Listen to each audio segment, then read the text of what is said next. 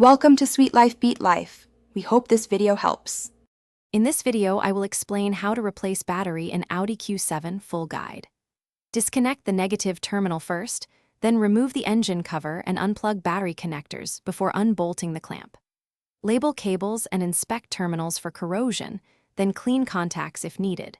Install a matching capacity battery, secure the hold-down clamp to spec, reconnect positive then negative, and verify electronics power up before closing the engine cover. Gather tools and prioritize safety before you start. Use a 10 mm and 13 mm socket, an extension, and a battery carrier to lift safely. Remove jewelry and stabilize the vehicle with the parking brake engaged.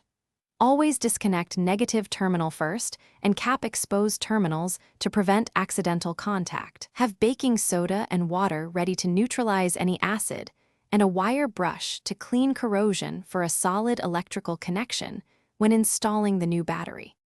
If you're finding this guide helpful, please subscribe and like so I can make more useful videos.